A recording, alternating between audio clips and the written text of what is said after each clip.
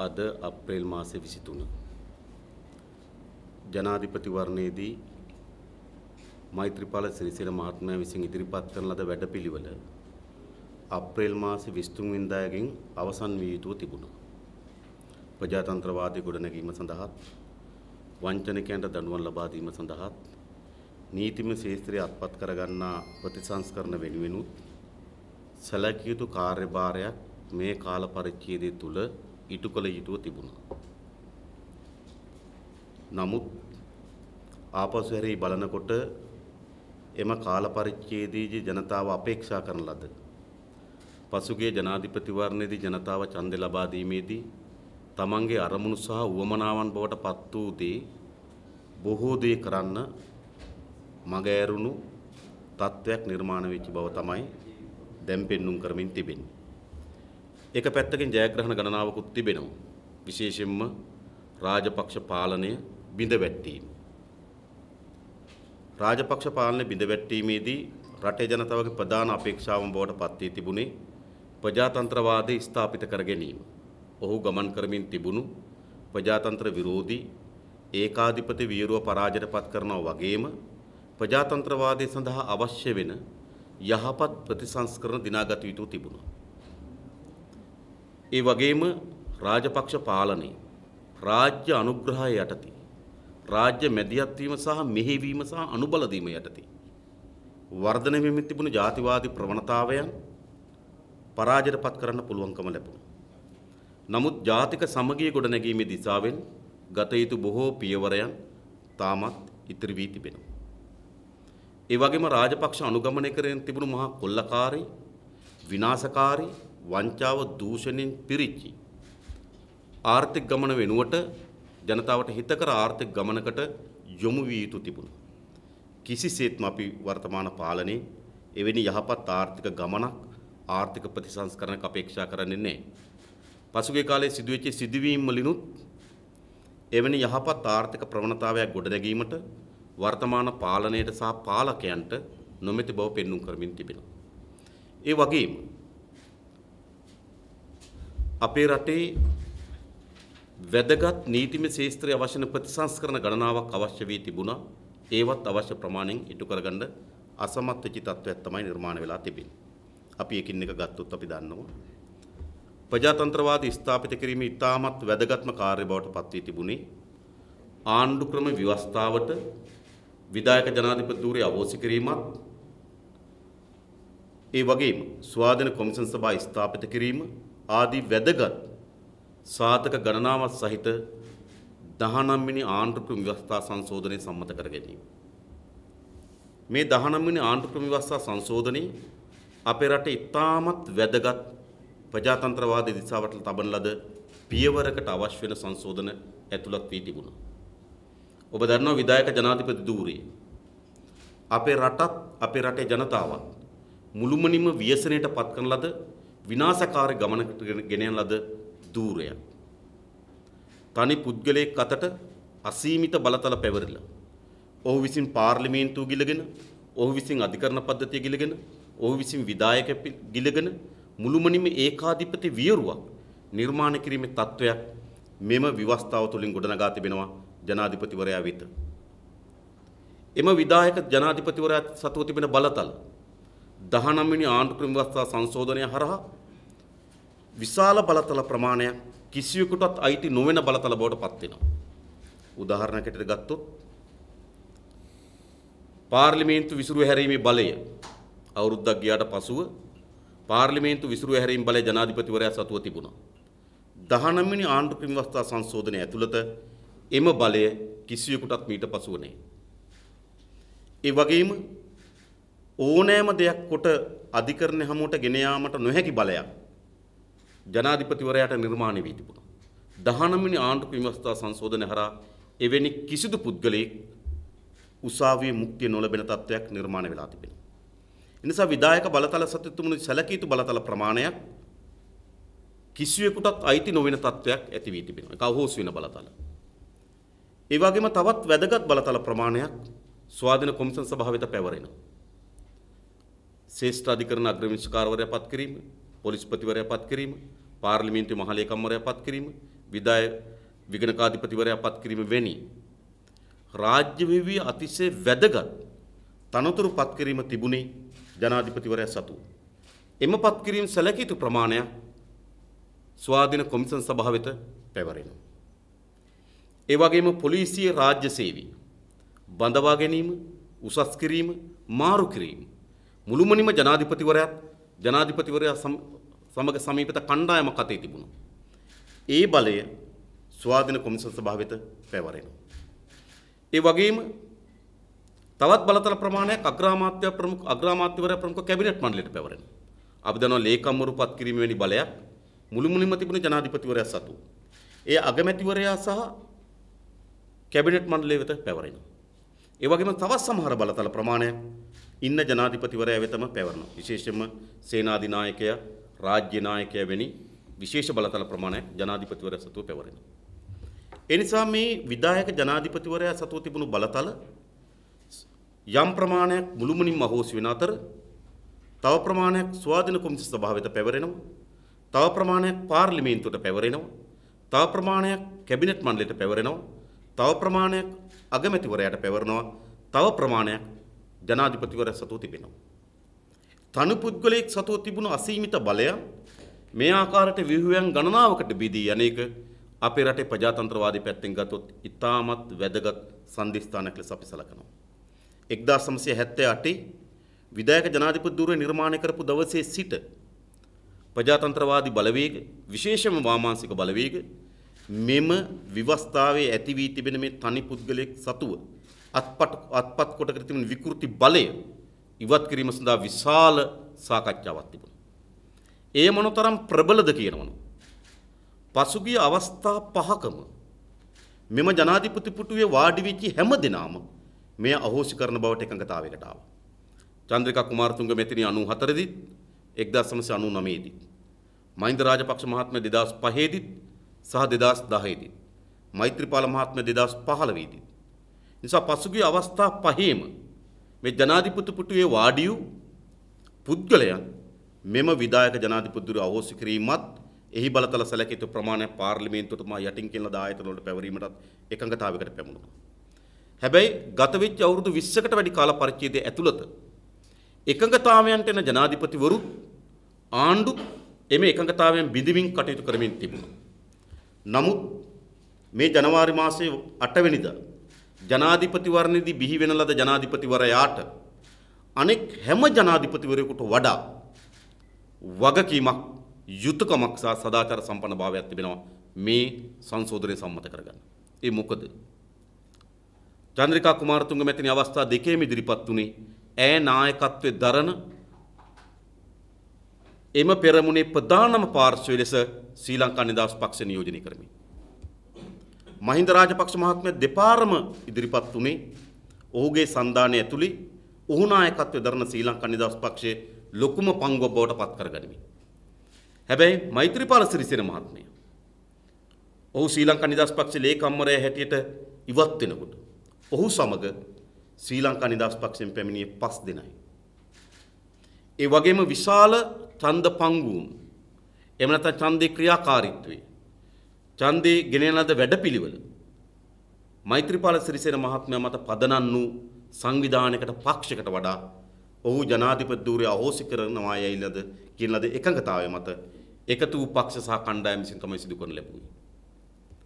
ඒ නිසා ජනවාරි මාසයේ 8 වෙනිදා මෛත්‍රීපාල සිරිසේන මහත්මයාගේ ජයග්‍රහණය එතෙක් ජනාධිපති ධූරයේ හුබවන ලද අයගේ ජයග්‍රහණයන්ට වඩා විශේෂයි. එතෙක් හැම කෙනාම ජයග්‍රහණය ඔබවනකොට එම සන්ධානීය පෙරමුණ ඇතුලේ තමන්ගේ පංගුව චන්ද්‍රිකා මැතිණිය නම් ඇයගේ ශ්‍රී ලංකා නිදහස් පක්ෂයේ පංගුව මහින්ද රාජපක්ෂ මහත්මයා නම් ඔහුගේ ශ්‍රී ලංකා නිදහස් පක්ෂයේ පංගුව ප්‍රධාන පංගුව බවට පත් වී තිබුණා. හැබැයි ජනවාරි මාසයේ 8 වෙනිදා මෛත්‍රීපාල මහත්මයාගේ පංගුව ඉතාමත් සීමිත පංගුවක්. ඉතාමත් කුඩා පංගුවක්. ඒ ගණනය අපිට හරියටම ගණනය කරලා කියාගන්න බැරි වෙන්න පුළුවන්. නමුත් අපි කවුරුත් දන්න එක ඉතා සීමිත කුඩා පංගුවක්. හැබැයි ඔහු ජයග්‍රහණය කරවනු ලබන්නේ විධායක ජනාධිපති ධූරය අහෝසි කොට ප්‍රජාතන්ත්‍රවාදී ස්ථාපිත කර ගැනීම වෙනුවෙන් ගොඩ නැගුණු අනිකුත් පෙරමුණු තමයි ඔහුගේ විශාලතම පංගුව බවට පත් වුණේ. ඒ 90% ඉක්මවා යන පංගුවක් බවට පත් වෙන එක වළක්වන්න බෑ. පත් වුණ එක වළක්වන්න බෑ. ඒ නිසා අන් හැම ජනාධිපතිවරයෙකුට වඩා මෙම සංශෝධනය ඉටු කර ගැනීම වෙනුවෙන් මෛත්‍රීපාල සිරිසේන මහත්මයාට යුතුයකමක් වගකීමක් සහ සදාචාර සම්පන්න භාවයක් ආරක්ෂා කළ ගත යුතුයි. නමුත් දැන් සිදුවෙමින් තිබෙන්නේ කුමක්ද? අපි දන්න ඕනෑම ව්‍යවස්ථා සංශෝධනය සම්මත කර ගැනීමේදී වැදගත් කරුණු කිහිපයක් සම්පූර්ණ විය යුතුයි. එම ව්‍යවස්ථා සංශෝධනය කැබිනට් මණ්ඩලයෙන් අනුමැතිය ලබා ගත යුතුයි. දැන් 19 වෙනි ආණ්ඩුක්‍රම ව්‍යවස්ථා සංශෝධනය සඳහා කැබිනට් මණ්ඩලයේ අනුමැතිය ලබා දී තිබෙනවා. එම ව්‍යවස්ථා සංශෝධනය සම්මත කරගත හැකි ආකාරය පිළිබඳව ශ්‍රේෂ්ඨාධිකරණයෙන් තීරණයක් ලබා ගත යුතුයි. එම තීරණයත් පසුගිය අප්‍රේල් මාසේ 9 වෙනිදා පාර්ලිමේන්තුවට ඉදිරිපත් කොට තිබෙනවා. දැන් තිබෙන්නේ කුමක්ද? ශ්‍රේෂ්ඨාධිකරණයේදී දෙන ලද තීන්දුවට අනුකූල වන පරිදි සංශෝධනයන් ඉදිරිපත් කොට සම්මත කර ගැනීමයි. කැබිනට් මණ්ඩලයේ කාර්යභාරය අවසන් වී තිබෙනවා. ශ්‍රේෂ්ඨාධිකරණයේ කාර්යභාරය අවසන් වී තිබෙනවා. දැන් මෙය පාර්ලිමේන්තුවේ මුළුමනින්ම කාර්යභාරයක් බවට පත් වී තිබෙනවා. ඒ වෙනුවෙන් අප්‍රේල් මාසේ 9 10 කින දෙදින තුල පාර්ලිමේන්තු විවාදයක් ගන්නත් 10 වෙනිදා සම්මත කර ගැනීමටත් පක්ෂ නායක රැස්වීමේදී එකඟතාවයකට ආවා. නමුත් මෛත්‍රීපාල සිරිසේන මහත්මයා නියෝජනය කරන ශ්‍රී ලංකා නිදහස් පක්ෂයේ විශේෂයෙන් ඔවුන්ගේ යටි උවමනාවන් වෙනුවෙන් 9-10 විවාදයටගෙන සම්මත කර ගැනීමට නොහැකි තත්ත්වයක් නිර්මාණය කරනවා. නැවත 9 වෙනිදා පාර්ලිමේන්තුවේදී තීරණයක් ගනු ලබනවා. එහෙමනම් මේක 20 සහ 21 කියන දෙදින තුල මේ පක්ෂ නායක රැස්වීමේදී ගනු ලැබු තීරණ. එතන නිමල් සිරිපාල සිල්වා මහත්තයෝ විපක්ෂ නායකවරයා ඉන්නවා. ජෝන් සෙනවිරත්න විපක්ෂ සංවිධායකවරයා ඉන්නවා. මේ සියලු දෙනා ඉන්නම ගැන ගත්තු තීරණේ. අප්‍රේල් මාසේ 20 සහ 21 කියන දෙදින තුල පාර්ලිමේන්තු විවාදයට ලක්කොට 21 වෙනිදා සම්මත කර ගැනීමට එකඟතාවයක් එනවා. නමුත් 20 වෙනිදා වෙනකොට මොකද ආයෙ වෙන්නේ? ආය මෛත්‍රීපාල සිරිසේන මහත්මයා නියෝජනය කරන ශ්‍රී ලංකා නිදහස් පක්ෂය 20 වෙනිදා පාර්ලිමේන්තුවට ඉදිරිපත් කරන්න බැරි තත්ත්වයක් නිර්මාණය කරනවා. 21 වෙනිදා පාර්ලිමේන්තුවට ඉදිරිපත් කරන්න හදනකොට 21 වෙනිදා පාර්ලිමේන්තුවට ඉදිරිපත් කරන්න විරෝධය දක්වනවා. නැවත සාකච්ඡාවක් අනතුරුව 27 සහ 28 කියන දෙදින තුල සාකච්ඡා කොට 28 වෙනිදා ඡන්ද විමසීමකින් අනුමත කර ගැනීමට එකඟතාවයකට ඇවිල්ලා තිබෙනවා. දැන් මෙම සංශෝධනය සම්මත කර ගැනීමේ අවසන් කඩයිම තිබෙන්නේ පාර්ලිමේන්තුවේ. ඒ සඳහා 9 සහ 10 කියන දින යොදාගත්තා. 20 සහ 21 කියන දින යොදාගත්තා. දැන් 27 සහ 28 කියන දෙදින තුල දින යොදාගෙන තිබෙනවා. අනෙක් හැම අවස්ථාවකම ශ්‍රී ලංකා නිදහස් පක්ෂයේ මෛත්‍රීපාල සිරිසේන මහත්මයා නියෝජනය කරන නායකත්ව දරන පක්ෂයේ මැදිහත් වීම මත කුමන්ත්‍රණකාරී ක්‍රියාකාරීත්වයක් මත මේක පස්සට දාලා තිබෙනවා. ඒ නිසා දැනුත් අපි තුල සාධාරණ සැකයක් තිබෙනවා. 27 සහ 28 කිය දෙදින දක්වා මේ විවාදය කල් තැබුවේ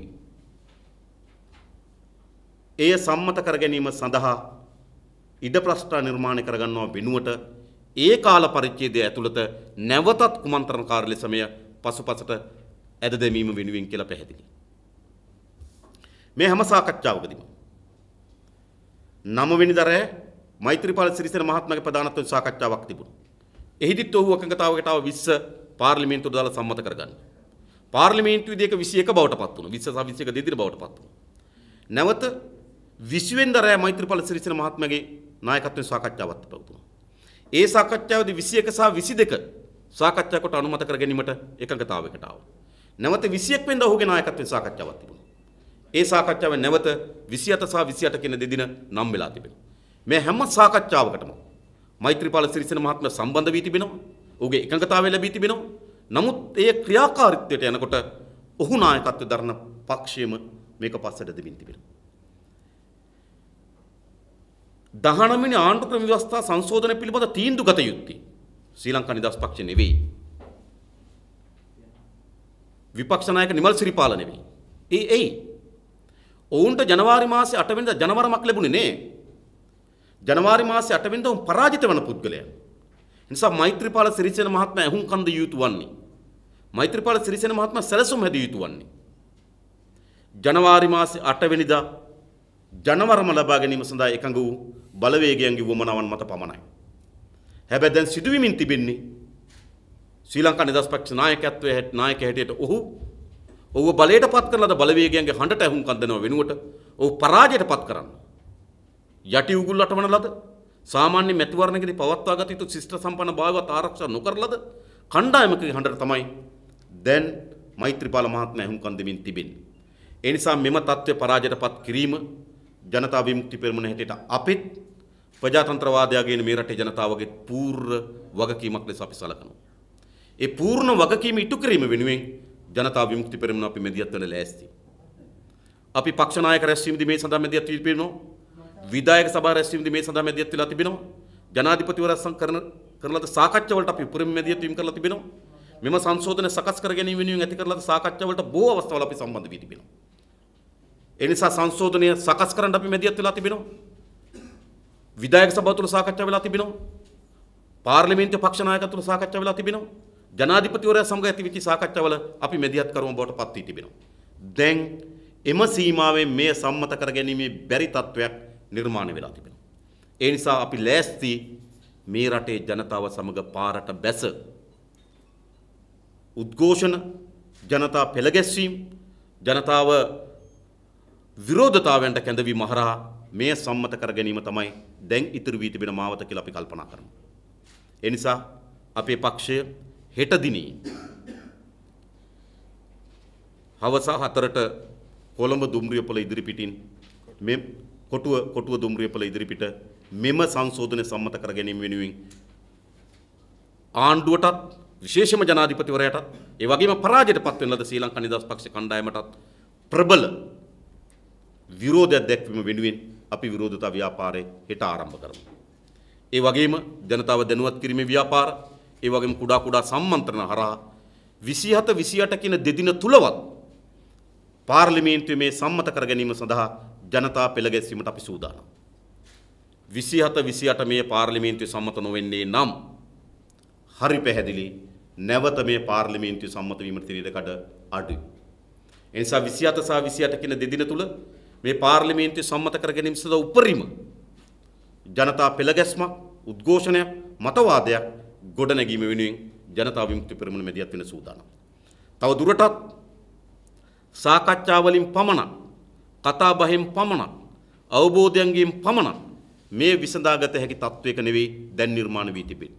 ඔබටත් අපටත් ඉතා පැහැදිලි මෙය පසුපසට දැමීම වෙනුවෙන් මේ සම්මත කර ගැනීම වැළැක්වීම වෙනුවෙන් ඉතාමත් පැහැදිලි. ඇතර කුමන්ත්‍රණයක් නෙවෙයි. මතු පිටතලේ ඉතා හොඳින් දිස්වෙන ක්‍රියාමාර්ගයක් පැහැදිලි වෙමින් තිබෙනවා. එය මෛත්‍රීපාල සිරිසේන මහත්මයාගේ අනුදැනුම ලැබී තිබෙනවා. ඒට විපක්ෂ නායක නිමල් සිරිපාල සිල්වාගේ මැදිහත් වීම ලැබී තිබෙනවා. ඒට ශ්‍රී ලංකා නිදහස් පක්ෂ බහුතරයක මැදිහත් වීම ලැබී තිබෙනවා. ඒ නිසා කුමන්ත්‍රණයකට වඩා දැන් උඩු තලයට මතු පිට තලයට දැන් ඇවිල්ලා තිබෙනවා මේ ක්‍රියාවලිය වැළැක්වීම සඳහා ඔවුන් ගෙන යන උපාය මාර්ගය සැලසුම්. ඒ නිසා එය පරාජයට පත් කිරීම දේශපාලන ව්‍යාපාරයක් හැටියට අපටත් ජනතාව හැටියට සියලු දෙනාටත් වගකීමක් තියෙනවා කියලා අපි කල්පනා කරනවා. ඒ වෙනුවෙන් ජනතාව පෙළ ගැස්වීමෙන් අපි කටයුතු කරමින් තිබෙනවා. දැන් ඒ ප්‍රජාතන්ත්‍රවාදී ව්‍යුහයන් ශක්තිමත් කර ගැනීමේ ව්‍යායාමයේ වෙනුවට වෙන සමාජ මතයක් ගොඩනැගීම වෙනුවෙන් ක්‍රියාකාරීත්වය පටන් අරන් තිබෙනවා. විශේෂයෙන්ම බලය හොබවන ලද රාජපක්ෂ මහත්මයා ඔහුගේ සහචාර කණ්ඩායම දැන් සමාජයේ වෙනස් මතයක් ගොඩනැගෙමින් තිබෙනවා. ඔබට මතකයි 2015 ජනවාරි මාසයේ 8 වෙනිදා ජනතාවට ලබා දෙන ලද ජනවරමේදී ජනතාවගේ ප්‍රධාන අපේක්ෂාවක් තිබුණා මේ වංචනිකයන්ට දූෂිතයන්ට දඬුවම් ලබා දීම. ලංකා ඉතිහාසයේ මැතිවරණ ව්‍යාපාරයක හොරකම දූෂණය නාස්තිය පිළිබඳ සාකච්ඡා වුණා නම් ඒ වැඩියෙන්ම සාකච්ඡා වුණු මැතිවරණ බවට පත් වුණේ ජනවාරි මාසයේ 8 වෙනිදා මැතිවරණය. ඒ වගේම දැනුත් ජනතාව තුළ කනස්සල්ලක් බිඳවැටුණු මානසිකත්වයක් ගොඩනැගිලා තිබෙනවා නම් ඒ ගොඩනැගිලා තිබෙන්නේ වංචනිකයන්ට දූෂිතයන්ට දඬුවම් ලබා දීම ප්‍රමාද වීම පිළිබඳව. ඒ සඳහා තිබෙන විධිමත් ආයතනය අල්ලස්සෝ දූෂණ කොමිෂන් සභාව. ඒ වගේම අපරාධ පරීක්ෂණ දෙපාර්තමේන්තුව. ඒ වගේම ඒ සඳහා උපදෙස් ලබා දෙන නීතිපති දෙපාර්තමේන්තුව. මේවා තමයි මීට අදාළ තිබෙන ආයතන. හැබැයි දැන් වංචනිකයන් කණ්ඩායමක් එකතු වී වංචාවට, දූෂණයට, නාස්තියට මහජනයාගේ දීපල, මහජනයාගේ ධනය විනාශ කරන ලද කණ්ඩායම්. එම විනාශයට කරන ලද කණ්ඩායමට දඬුවම් ලබා දෙන ආයතනයන්ට එරෙහිව උද්ඝෝෂණ පටන් අරගෙන තිබෙනවා. මේක අපේ රටේ මෑත කාලයේ තිබී තිබෙන විසුලුකාරීම තත්ත්වය. මා දැක්කා පාර්ලිමේන්තු මන්ත්‍රීවරු 113ක් අත්සන් කරලා ජනාධිපතිවරයාට ලියුමක් යවනවා අල්ලස්සෝ දූෂණ කොමිෂන් සභාවේ අධ්‍යක්ෂ ජනරාල්වරු ඉවත් කරන්න කියලා. අත්සන් ටික බලපුවම කවුද? අත්සන් වලින් බහුතරයක් අල්ලස්සෝ දූෂණ කොමිෂන් සභාවේ පරීක්ෂාවට භාජනය වෙච්ච අය. දැන් අල්ලස්සෝ දූෂණ කොමිෂන් සභාවේ පරීක්ෂාවට භාජනය වෙන අය කියනවා ඒ අධ්‍යක්ෂ ජනරාල්වරු මාරු කරන්න කියලා. හොරු විසින් කියනවා හොරු අල්ලන්න ඉන්න කෙනා මාරු කරන්න කියලා. මේ මොන විසුලුකාරී තත්ත්වයක්ද? ඔබ හිතන්න. රාජපක්ෂගේ පවුලට ඔව්වට හිටපු සහචර කණ්ඩායමටත් එරෙහිව ප්‍රබල පරීක්ෂණ දියත් වෙමින් තිබෙනවා. බැසිල් රාජපක්ෂ අමාත්‍යවරයාට එරෙහිව දිවි නැගුමේ විශාල මුදල් ප්‍රමාණයක් එළියට ගැනීම පිළිබඳව පරීක්ෂණ දියත් වෙමින් තිබෙනවා. ගෝඨාභය රාජපක්ෂට එරෙහිව එවන්ගාඩ් ගනුදෙනුව පිළිබඳවත් මිග් ප්‍රහාරක යානා මිලදී ගැනීම ගනුදෙනුව පිළිබඳවත් පරීක්ෂණයක් දියත් වෙමින් තිබෙනවා. සිරන්ති රාජපක්ෂට එරෙහිව සිරිලිය ගිණුම ඔබ දකින්න ඇති එකේ සිරිලිය ගිණුමේ හැඳුනුම්පත් අංකේ සිරන්ති රාජපක්ෂගේ 2/9 එම සිරිලිය ගිණුමේ මුදල් වංචාව පිළිබඳව සිරන්ති රාජපක්ෂගේ මැදිහත් වීම මත සිදු මුදල් වංචාවන් පිළිබඳ පරීක්ෂණ සිදු වෙමින් තිබෙනවා. පුෂ්පා රාජපක්ෂ බැසිල් රාජපක්ෂගේ බිරිඳ ඇගේ පුෂ්පා රාජපක්ෂ පදනමේ සිදු වෙච්ච මුදල් ගනුදෙනු පිළිබඳ පරීක්ෂණයක් පැවැත්වෙමින් තිබෙනවා. ශ්‍රී ලංකා ගුවන් ආයතනයේ ශ්‍රී ලංකා ගුවන් සේවයේ ඒ සභාපතිවරු නිසාන්ත වික්‍රමසිංහ ඒ කියන්නේ සිරන්ති රාජපක්ෂගේ මල්ලිට එරෙහිව මහජනගේ මුදල් කොල්ල කෑම නාස්ති කිරීම පිළිබඳ පරීක්ෂණයක් දියත් වෙමින් තිබෙනවා. ඒ වගේම යුක්‍රේනයේ හිටපු තානාපති උදයංග වීරතුංග මහින්ද රාජපක්ෂ මහත්මයාගේ පුංචි අම්මගේ පුතා ඔහු යුක්‍රේනයේ කැරලිකරුවන්ට අවියායුධ විකිණීම් පිළිබඳව පරීක්ෂණයක් දියත් වෙමින් තිබෙනවා. ඒ වගේම කාල්ටන් ක්‍රීඩා සමාජයට එරෙහිව නාමල් යෝසිත රෝහිත නියෝජනය කරන කාල්ටන් ක්‍රීඩා සමාජය කෙත්තාරාමී දිවා රාත්‍රී ක්‍රිකට් තරඟවලදී රාත්‍රියේ දැල්වීමට තියෙන බල්බ් විශාල ප්‍රමාණයක් කාල්ටන් නයිට් රේස් වලට ගලවාගෙන ගිහිල්ලා නැවත බාර දී නැතිවීම පිළිබඳ පරීක්ෂණයක් දියත් වෙමින් තිබෙනවා. ඒ නිසා මේ රාජපක්ෂ පවුලේ සැලකිය යුතු ප්‍රමාණයකට එරෙහිව පරීක්ෂණ දියත් වෙමින් තිබෙනවා. මහින්ද රාජපක්ෂ මහත්මයාගේ කාලවකවානුව තුල හෙජින් ගිවිසුම අත්සන් කිරීමේදී ඔහුගේ දායකත්වය පිළිබඳ ඔහු පිළිබඳ පරීක්ෂණ දියත් වෙමින් තිබෙනවා. සුනාමි මුදල් වංචාව පිළිබඳව නැවත පරීක්ෂණ දියත් වෙමින් තිබෙනවා. ඒ නිසා රාජපක්ෂත්, ගෝඨාභය රාජපක්ෂත්, බැසිල් රාජපක්ෂත්, නාමල් රාජපක්ෂත්, සිරන්ති රාජපක්ෂත්, සිරන්ති රාජපක්ෂගේ මල්ලිත්, රාජපක්ෂගේ පුංචි අම්මගේ පුතත්, බැසිල් රාජපක්ෂගේ බිරිඳත් මේ සියලු දෙනා පිළිබඳව මහජනයාගේ දීපල කොල්ල කෑම නාස්ති කිරීම පිළිබඳව පරීක්ෂණ දියත් වෙමින් පවතිනවා. අපි ඔබගෙන් අහන්නේ මේ පරීක්ෂණ නතර කළ යුතුද? මේ මහජනයාගේ ධනය කොල්ල කන ලද මහා ධනය යලි අත්පත් කර ගැනීම වෙනුවෙන්, එම වංචනිකයන් එළිදරව් කර ගැනීම වෙනුවෙන්, එම වංචනිකයන් දඬුවම් ලබා දීම වෙනුවෙන් පරීක්ෂණ දියත් විය යුතු නැද්ද? යුක්ති සම්පන්න මහත්තුරු නම් කරන්න ඕන. දැන් ඒගොල්ලෝ කියනවා අපි හොරකම් කරලා නැහැ. රාජපක්ෂ පවුල හොරකම් වලට ගෑවිලා නැහැ. මෙහෙම යන්න හැරපාන්නේ. නම් ඒ මහත්තුරුගේ වගකීම තමයි නීතිපති දෙපාර්තමේන්තුවට, අපරාධ පරීක්ෂණ දෙපාර්තමේන්තුවට, අල්ලස්සා දූෂණ කොමිසම සභාවට සහාය ලබා දීම, ඒ පරීක්ෂණ කඩිනම් කරන්න. හැබැයි ඔවුන් පිරිසුදු මහත්තුරු ගැන කියන ගමන්, ඔවුන් මහජනයාගේ මුදල් සතයක් හොරකම් කරේ නැහැ කියන ගමන් පරීක්ෂණ දියත් වෙනකොට ඒ පරීක්ෂණ දියත් කරන ආයතන වලට එරෙහිව උද්ඝෝෂණ පටන් අරන් තිබෙනවා. එම පරීක්ෂණ දියත් කරන නිලධාරීන්ට එරෙහිව අවලාද ගහන්න උද්ඝෝෂණය කරන්න පටන් අරගෙන තිබෙනවා. එනිසා රාජපක්ෂලා හොරකම් කරා පමණක් නෙවෙයි, හොරකම් කිරීමට එරෙහිව දඬුවම් ලබා දෙනකොට ඒට දඬුවම් ලබා දීම සඳහා කටයුතු කරන ආයතනයන්ට එරෙහිව මතයක් අදට ගොඩනගමින් තිබෙනවා. අපි යනවා මේ රටේ සියලු ජනයාගෙන්. ඔවුන් රාජපක්ෂ පාක්ෂිකයෙක් වෙන්න පුළුවන්. ඔවුන් ඔහුට විරුද්ධ දේශපාලන මතවාදයක් දරන කෙනෙක් වෙන්න පුළුවන්. හැබැයි හැම දෙනාගේ වගකීම තමයි රාජපක්ෂ ජනාධිපතිවරයාට ඔහුගේ සමීපතම පවුලේ කණ්ඩායමට අවස්ථාවක් තිබෙනවා. ඒ පරීක්ෂණ වලට මුහුණ දීලා ඔවුන් ඒකට සම්බන්ධ නැහැ කියලා නිර්දෝෂී වෙන්න. එහෙම නැත්නම් අපිට අවස්ථාවක් තිබෙනවා. අපි ඉදිරිපත් කරන චෝදනාකරුවන්ට දඬුවම් ලබා දීම. මේ දෙකෙන් එකක් මේ ආකාරයෙන් විසඳිය යුතුයි. එසේ නැත්නම් මෙම ආයතන වෙත කරන උද්ඝෝෂණ මෙම ආයතනවල නිලධාරීන්ට එරෙහිව කරන මේ උද්ඝෝෂණ වහාම නතර කළ යුතුයි. ඒ විතරක් නෙවෙයි. ලලිත් වීරතුංග මහත්මයාට එරෙහිව පරීක්ෂණයක් දියත් වෙමින් තිබෙනවා. රුපියල් මිලියන 600ක සිල් රෙදි බෙදා දීලා තිබෙනවා. රුපියල් මිලියන 600ක. කෝටි 6ක සිල් රෙදි. කෝටි 60ක.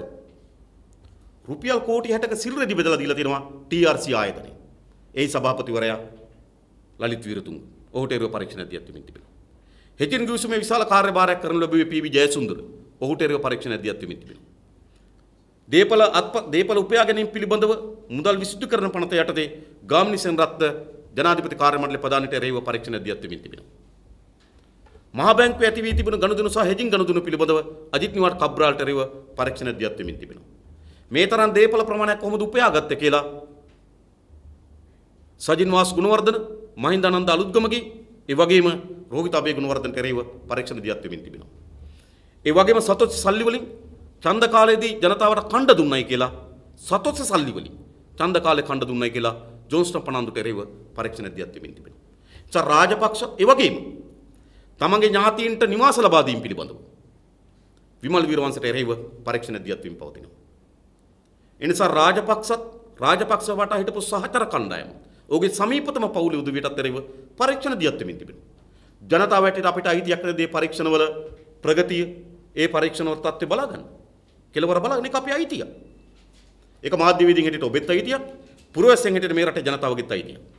එනිසාම පරීක්ෂණ සඳහා කරන මේ බාධාවන් පාර්ලිමේන්තුව වටලනයව, පාර්ලිමේන්තුවේ නිදිමරණයව, පාර්ලිමේන්තු සභාගර්භය මුළුමනින්ම කෝලම්මඩුව බවට පත් කරන තත්ත්වය ජනතාව ගෙනල්ලා හාමුදුරන් වහන්සේලා ගිහලා වංචා අල්ලස්සෝ දූෂණ කොමින් සභාවේ පෝස්ටර් ගහන ඒවා. සමහර හාමුදුරන් වහන්සේලා සමහර ආයතනවල අධ්‍යක්ෂ මණ්ඩලීන් අපි ඒවා කියන්න ගිහින්. ඒ නිසා දැන් මේ ජනවාරි මාසේ 8 වෙනිදා ජනවරමේ තිබුණේ මේ වංචනිකයන්ට එලිදරව් කරන්න, ඒ වංචනිකයන්ට දඬුවම් ලබා දෙන්න, එම මහජනයාගේ වංචා කරලාද ධනය යලි අත්පත් කරගන්න කියන අදහස තමයි ජනතාව තුළ තිබුණේ. ඒ ක්‍රියාත්මක වෙනකොට ක්‍රියාත්මක වීමේ මන්දභාවී ස්වභාවයක් තිබුණ එක ඇත්ත. නමුත් යම් ප්‍රමාණයක් ක්‍රියාත්මක වෙන්න දරන උත්සාහයක් දරනකොට ඒ සඳහා ක්‍රියාමාර්ග වලට අවතීර්ණ වෙනකොට ජනතාව ජනවරම ලබා දෙන ලද ජනවරමට එරෙහිව දැන් කණ්ඩායම කටයුතු කරමින් තිබෙනවා. ඒ නිසා අපි හැම දෙනාගේම වගකීම තමයි මේ ආයතන වලට නිසි පරිදිම පරීක්ෂණ කිරීම සඳහා මේ කරමින් තිබෙන පරීක්ෂණ බාධා කිරීම සඳහා සිදු කරමින් තිබෙන විරෝධතාවයන් බලපෑම් වලට එරෙහිව ජනතා මතයක් ගොඩනැගිය යුතුයි. ජනතා විමුක්ති පෙරමුණ හෙට දිනේ ආරම්භ කරන ලද උද්ඝෝෂණ ඒ සඳහා අපි ඉලක්ක කොටගෙන තිබෙනවා. මේ වංචනිකයන් එලිදරව් කරන එක, ඒගොල්ලන්ට දඬුවම් ලබා දීම, එම දීපල යලි අත්පත් කර ගැනීම. ඒක ජනවාරි මාසේ 8 වෙනිදා දෙන ලද ජනවරම රාජපක්ෂලගේ හොරකම් තමයි ජනවාරි මාසේ 8 වෙනිදා පරාද කරේ. රාජපක්ෂලගේ හොරකම් වලට දඬුවම් ලබා දෙන්න කියන එක තමයි ජනවාරි මාසේ 8 වෙනිදා ජනවරම. රාජපක්ෂලා හොරකම් කළාද දීපල යලි අත්පත් කරගන්න කියන එක තමයි ජනවාරි මාසේ 8 වෙනිදා ජනවරම. ඉතින් ජනවරමට අනුව නීතිපති දෙපාර්තමේන්තුවටත් අල්ලස්සෝ දූෂණ කොමිසම සභාවටත් අපරාධ පරීක්ෂණ දෙපාර්තමේන්තුවටත් වගකීමක් තිබෙනවා ඒ ජනවරමට අනුව කටයුතු කරන්න. ඒ කටයුතු කිරීම සඳහා බාධා කරනවා නම්, ඊට එරෙහිව උද්ඝෝෂණ දියත් කරනවා නම් එම ආයතනයන්ගේ පරීක්ෂණ කඩිනම් කරන්න. සමහර පරීක්ෂණ අපිට දැරීමින්ම තියෙනවා. සමහර අයගේ නැදියත් වීම මත අවශ්‍ය ප්‍රමාණය යන්නේ දියාරු කරමින් යනවා. නමුත් ඒවා වේගවත් කරන්නත්, කාර්යක්ෂම කරන්නත්, ඒවා සඳහා කරන බාධාවන්ටත් එරෙහිව ජනතා විමුක්ති පෙරමුණ අපි උද්ඝෝෂණ ව්‍යාපාරයක් හෙට සිට ආරම්භ කරන්න සූදානම්. ඒ නිසා මේ ඇතිවීමින් තිබෙන තත්ත්වය ඉතා හොඳින් අපි තේරුම් ගනිමු. අපේ රටේ මහජනයාගේ දීපල කෝටි ප්‍රකෝටි ගණන් කොල්ල කන ලද වංචනිකයන් එලිදරව් කිරීමත්, දඬුවම් ලබා දීමත්, ඒ දීපල යලි අත්පත් කර ගැනීමත් කිරීම මේ රටේ ජනතාවගේ අපේක්ෂාවක්. ඒ වෙනුවෙන් ජනතා විමුක්ති පෙරමුණ අපි මැදිහත් වීමක් සිදු කරමින් තිබෙනවා. දැන් 27 වෙනිදා වෝට් එක දාන්න ඉන්නෝදී ඉස්සෙල්ලා කියනවා අනිවාර්ය නොමියක් ආවේ නැත්නම් ඒගොල්ලෝ සායෝග නැහැ මේ පිටි කාලේ තුන ක්‍රමයක් ඔබ හිතන්න දිනේෂ් ගුණවර්ධන අමාත්‍යවරයාගේ තීරින්කාරක සභාව තිබ අවුරුදු 11ක්. අවුරුදු 11ක් ගිහිල්ලත් පොදු එකඟතාවයකට එන්න බැරි වුණා. නමුත් ජනාධිපතිවරයාත් ඉන්න ලද සාකච්ඡාවේදී අපි එකඟතාවයකට ආවා. ඊට පස්සෙ ජනාධිපතිවරයාත් එක්ක අපි මේ එකඟතාවය වෙනස් වෙන සාකච්ඡාවක් අපි සිදු කරලා නැහැ. ජනවාරි මාසේ මේ අප්‍රේල් මාසේ 9 වෙනිදා රාත්‍රියේ ජනාධිපතිවරයා සමග පැවති සාකච්ඡාවේදී අපි ආපු එකඟතාවය තමයි 19 වෙනි ආණ්ඩුක්‍රම විවාද සංශෝධනයේ 2021 පාර්ලිමේන්තුවට ඉදිරිපත් කොට අනුමත කරගන්නත් 20 වෙනි සංශෝධනය පිළිබඳව කියන්නේ 20 වෙනි ව්‍යවස්ථා සංශෝධනයක් ගෙන එන්න මැතිවරණ ක්‍රමයක් ස්ථාපිත කිරීම සඳහා කොමිෂන් සභාවක් පිහිටවනවායි කියලා ව්‍යවස්ථා සංශෝධනයක් ගෙනීම. ඒකට මූලික මූල ධර්ම ලෙස අපි එකගතාවයකට ආවා. මනාප ක්‍රම ඉවත් වෙන මිශ්‍ර ක්‍රමයකින් යෝජිත ආසනයට മന്ത്രിවරයෙක් වග කියන ජනතාවගේ කැමැත්ත සාධාරණ ලෙස පිළිඹු වෙන මැතිවරණ ක්‍රමයක් සකස් කිරීම වෙනුවෙන් කොමිෂන් සභාවක් පත් කිරීමට ව්‍යවස්ථා සංශෝධනයක් ගෙනීම. මේක තමයි එකගතාවය. එම කොමිෂන් සභාව විසින් අවුරුද්දක් ඇතුළත මැතිවරණ ක්‍රමයක් සකස් කොට වාර්තාවක් ලබා දෙන්න ඕන පක්ෂ නායකින් වෙත. මේ තමයි එකගතාවය. එතකොට දැන් මෛත්‍රීපාල සිරිසේන මහත්මයා උත්සාහ කරන්න ඕන තමන්ගේ පක්ෂය ඇතුලේ එදා පක්ෂ නායකයන්ගේ රැස්වීමේදී එන ලද එකඟතාවයට අනුව තමන්ගේ පක්ෂ මෙහෙවන්න. එසේ නැතුව ඒකඟතාවයට ඇවිල්ලා තමන්ගේ පක්ෂ වෙන එකඟතාවයන්ට කටයුතු කරනවා නම් එයින් පෙන්눔 කරන්නේ එක්ක මෛත්‍රීපාල සිරිසේන මහත්මයාට තමන්ගේ පක්ෂේ මෙහෙව ගන්න බෑ. එසේ නැත්නම් මෛත්‍රීපාල සිරිසේන මහත්මයා දැනුවත්වම තමන්ගේ පක්ෂයට වෙන උපදෙස් දෙනවා. මේ දෙකන අපිට තේරුම් ගන්න ඕනේ. ඒතර දැන් මේක තමයි එකඟතාවය. හැබැයි ඒ එකඟතාවය එසේ තිබියදී මෛත්‍රීපාල සිරිසේන මහත්මයාම නියෝජනය කරන මධ්‍යම කාරක සභාව රැස්වීමකදී ශ්‍රී ලංකා නිදහස් පක්ෂයේ මධ්‍යම කාරක සභාව හෝ පාර්ලිමේන්තු මන්ත්‍රීවරු රැස්වීමකදී දෙකෙන් එකකදී ඔවුන් අලුත් මැතිවරණ ක්‍රමයක් සකස් කිරීම වෙනුවෙන් මෛත්‍රීපාල සිරිසේන මහතා ශ්‍රී ලංකා නිදහස් පක්ෂ කමිටුවක් දානවා. මට මතකයි ජී.එල්. පීරිස් අමාත්‍යවරයා, නිමල් සිරිපාල සිල්වා අමාත්‍යවරයා, ඩිලාන් පෙරේරා අමාත්‍යවරයා නියෝජනය කරන කමිටුවක් දානවා. හිටපු අමාත්‍යවරු. ඒක දැන් මෙතන එකඟතාවය වෙනයි, පක්ෂය ඇතුළේ තීරණය වෙනයි. ඔහු පක්ෂය ඇතුළේ ගත යුතුව තිබුණේ එදා පක්ෂ නායකයන්ගේ තීරණය අනුව. මොනවා කරත් 27 සහ 28 ඡන්ද ක්‍රමයක් පිළිබඳ සංශෝධනයක් ගේන්න බෑ. ඔබ දන්නවා. ඒ ව්‍යවස්ථා සංශෝධනය ගැසට් කරන්න ඕන. ගැසට් කරලා පාර්ලිමේන්තුවට ඉදිරිපත් කරන්න ඕන. පාර්ලිමේන්තුවට ඉදිරිපත් කරලා දින 7ක කාලයක් දෙන්න ඕන. ඊට පස්සේ ඒ පිළිබඳ ශේෂ්ඨාධිකරණයට යන්න තියෙන අයට තව සති දෙකක කාලයක් දෙන්න ඕන. ඊට පස්සේ පාර්ලිමේන්තුවට ඉදිරිපත් කරන්න. පාර්ලිමේන්තුවේ සති 3ක කාලයක් න්‍යාය පුස්තකයේ තියෙන්න ඕන. ඊට පස්සේ පක්ෂ නායක රැස්වීම දෙකඟ වෙලා ඒ 20 වෙනි සංශෝධන කවදද ගියන්නේ කියලා තීරණය කරන්න ඕන. ඒක උපරිම වේගයෙන් ගියත් උපරිම දිනවක් වාන වලට හරියට ගියත් මේ මාසයේ අග වෙන එක වළක්වන්න බෑ. එහෙනම් දැන් මේ මැතිවරණ ක්‍රමයේ හෙට්ටු කරන්නේ නැවත 27 වෙනිදා මේක සම්මත කර ගැනීම වළක්වන්න. මැතිවරණ ක්‍රමයක් පිළිබඳ අද එකඟතාවයකට ආවත් ඒ සංශෝධනය පාර්ලිමේන්තුවට ගේන්න වෙන්නේ මේ මාසයේ අගභාගයේදී. ඒ නිසා මේ දරන උත්සාහය තිබෙන්නේ නැවතත් 27 වෙනිදා මෙය සම්මත කර ගැනීම සඳහා සම්මත කර ගැනීම වැළැක්වීම සඳහා ධර්ම ප්‍රයත්නයක් ලෙස තමයි ඡන්ද ක්‍රමයේ සම්බන්ධ කිරීම තිබෙන්නේ කියලා ඉතා පැහැදිලි. දැන් ඔබතුමාගේ ඉස්සෙල් කතාවේ කියුණා මේ මහබැංකු බැඳුම් කර සම්බන්ධ පරීක්ෂණ පැවැත්වෙනවා කියලා. දැන් ඒ සම්බන්ධයෙන් මොකක්ද මේ පරීක්ෂණ සිදු වෙලා තියෙන්නේ? එකක් තමයි දැන් වංචනිකයන්ට දඬුවම් ලබා දීමත් ඒ වංචනික දේපල අත්පත් කර ගැනීමත් තමයි ජනවාරි මාසේ 8 වෙනිදා ලැබුණු ජනවරම. හැබැයි ඒ ජනවරමේ එසේ තිබියදී අපි දැක්ක පහුගිය කාලේ ඒ ජනවරමට පටහැනිවම මහ බැංකුවේ අධිපතිවරයාගේ ඍජු මැදිහත්වීම මත ඔහුගේ බෑනනුවන් වෙත අධික ලාභයක් අත්පත් කර ගැනීම වෙනුවෙන් මහ බැංකු බැඳුම් කර වංචාකාරී ලෙස ක්‍රියාමාර්ගය කරා නිකුත් කොට තිබෙනවා. දොරේ පැහැදිලිවම ගත්තොත් මහ බැංකුවේ අධිපතිවරයා රනිල් වික්‍රමසිංහ මහත්මයා විසින්ම පත් කරන ලද කෙනෙක්. ඒ වගේම මහ බැංකුව වෙනදා තිබුණේ මුදල් අමාත්‍යාංශය යටතේ දැන් තියෙන අග්‍ර අමාත්‍යවරයාගේ ආර්ථික සැලසුම් ඒ අමාත්‍යාංශය යටතේ. මහ බැංකුව හදපු දවසේ සිට තිබුණේ මුදල් අමාත්‍යාංශය යටතේ. ඒක දැන් ඒක තිබෙන්නේ අග්‍රාමාත්‍යවරයා යටතේ. ඒක මහ බැංකුව තිබෙන්නේ අග්‍රාමාත්‍යවරයාගේ යටතේ. පත් කිරීමත් අග්‍රාමාත්‍ය රනිල් වික්‍රමසිංහ මහත්මයාගේ ඍජු මැදිහත් වීමෙන් ඒ වගේම පත් කරන ලද පුද්ගලයා ගත්තොත් ශ්‍රී ලංකා පුරවැසියෙක් නෙවෙයි, ඔහු සිංගප්පූරු පුරවැසියෙක්. අපිට පහුගිය අවුරුදු 9ක අත්දැකීම් තිබෙනවා ඇමරිකන් පුරවැසියන් අපේ රට කරපු විනාශය පිළිබඳව. දැන් පටන් අරන් තිබෙනවා සිංගප්පූරු පුරවැසියන්. ඔබ දන්නවා අපේ මහ බැංකුව ගත්තොත් මහ බැංකුවෙන් තමයි මුදල් නෝට්ටු නිකුත් කරන්නේ. බ්‍රිතාන්‍ය අධිරාජ්‍යවාදීන් ඉන්න කාලේ මුදල් නෝට්ටු අත්සන් කරේ බ්‍රිතාන්‍ය පුරවැසියෙක්. 1953 දක්වා අපේ මුදල් නෝට්ටු අත්සන් කරේ බ්‍රිතාන්‍ය පුරවැසියෙක්. 1953න් පස්සේ ශ්‍රී ලංකා මුදල් නෝට්ටු අත්සන් කරේ මහ බැංකුව අධිපතිවරයාට ශ්‍රී ලාංකික පුරවැසියෙක්. දැන් පළමු වතාවට 2015 දී අපේ ශ්‍රී ලංකා මුදල් නෝට්ටු අත්සන් කරන්න පටන් ගන්නවා නැවත සිංගප්පූරු පුරවැසියෙක්. 1953 දක්වා බ්‍රිතාන්‍ය පුරවැසියෙක් දැන් යලි අත්සන් කරන්න පටන් ගන්නවා සිංගප්පූරු පුරවැසියෙක්. එතකොට ඒ පැත්තෙන් බැලුවත් මේ පත් කිරීම සිදු නොවිය යුතු එකක්. ඒ වගේම ඒ බැඳුම් කර නිකුත් කිරීම පිළිබඳ කරන ලද පරීක්ෂණය කිසිසේත්ම අපි සෑහීමකට පත් විය හැකි කණ්ඩායමකට නෙවෙයි අග්‍රාමාත්‍යවරයා විසින් පත් කරනු ලැබුණා.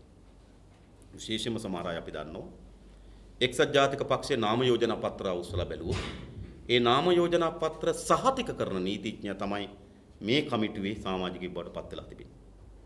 ඒ නිසා මේ පරීක්ෂණයත් ඒ පරීක්ෂණ කණ්ඩායමත් පිළිබඳවත් අපිට කිසිසේත්ම සෑහීමකට පත් වෙන්න බෑ.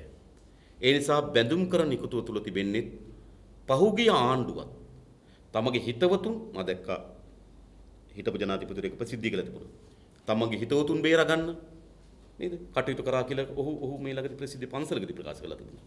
ඒතොර ඒ ආකාරයෙන්ම වර්තමාන අගමැතිවරයා තමන්ගේ හිතවතුන් නිදහස් කර ගැනීම වෙනුවෙන් බේරා ගැනීම වෙනුවෙන් තමයි මේ බැඳුම් කර නිකුතුව පිළිබඳව දැනට කොට තිබෙන පරීක්ෂණ වලින් පෙන්වුම් කරන්නේ.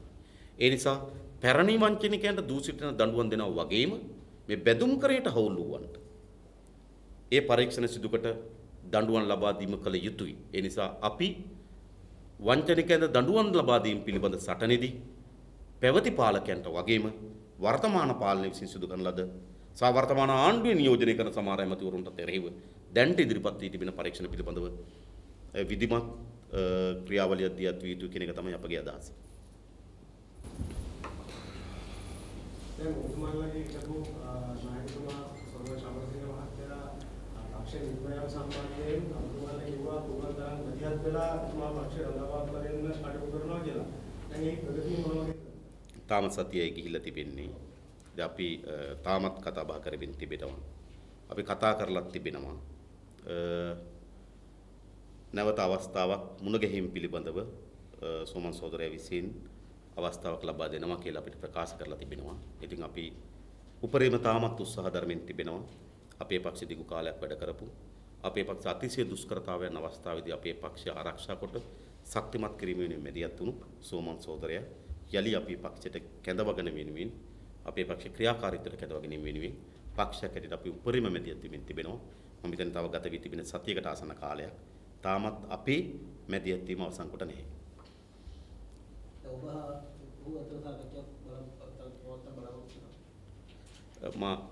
ඇත්තටම සෝමන් සමරසිංහ සහෝදරයා හෝ මා අතරට වඩා සෝමන් සහෝදරයා සහ අපේ පක්ෂය අතර තමයි සාකච්ඡා පැවතුවන්නේ. ඉතින් පක්ෂයේදී අපිට මමද අපේ කවර නියෝජිතයන්ද කියලා අපිට පක්ෂයක් හැටියට තීරණය කරන්න පුළුවන්. අපි ඉන්නේ සෝමන් සමරසිංහ සහෝදරයා සහ පක්ෂය අතර සාකච්ඡාවක් පැවැත්විය යුතුයි කියන අදහසයි තමයි අපි ඉන්නේ.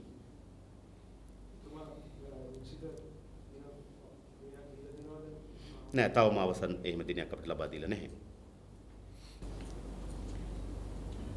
දැන් ඉදිරියට මේ යාම අක්ෂයට මොන වගේ විදිහට බලපෑද උනන්දුවට දැන් ඉතින් මහමැතිවරණට ඔබතුමාලා දැන් අවගේ මැතිවරණත් එක්ක යන මට්ටමකට ආපු පක්ෂයක් මේ ගැළවී යාමත් එක්ක ලොකු අභියෝගයක් අපි වෙන්නේ අපිට තිබෙන ඉතින් අපි දේශපාලන ගමනක යනවා. ඒ දේශපාලන මතය අපි සමාජයට ඉදිරිපත් කරමින් යනවා. ඒ දේශපාලන ගමන සඳහා සෝමන් සහෝදරයා අපිත් එක්ක සම්බන්ධ වෙනවා නම් තවත් ශක්තියක් තවත් ධෛර්යයක් අපි එළඹෙන මැතිවරණ වේවා අනිත් දේශපාලන ක්‍රියාමාර්ග වේවා ඒවා ජනතා විමුක්ති පෙරමුණ ලෙස ඉදිරියට ක්‍රියාත්මක වීම තමයි අපි අභිලාෂය. ඉතින් ජනතාව මැතිවරණදී ලබා දෙන ප්‍රතිඵල අපිට පූර්ව නිගමනයකට යන්න අවශ්‍ය නැහැ. ඉතින් අපි හිතනවා අපි අත්පත් කරලා දීලා තියෙන රටේ ජයග්‍රහණ, අපේ පසුගිය කාලේ දේශපාලන ක්‍රියාකාරීත්වය, ඒ වගේම වර්තමාන අපේ ක්‍රියාකාරීත්වය නේද? ඒවා පිළිබඳ ජනතාවට විශාල විශ්වාසයක් තිබෙනවා. ඒ විශ්වාසය මැතිවරණවලදී ප්‍රකාශයටපත් වේවි කියන දැඩි විශ්වාසකින් යුතුව තමයි මැතිවරණ ක්‍රියාමාර්ගයට අවතීර්ණ වෙලා තිබෙන්නේ.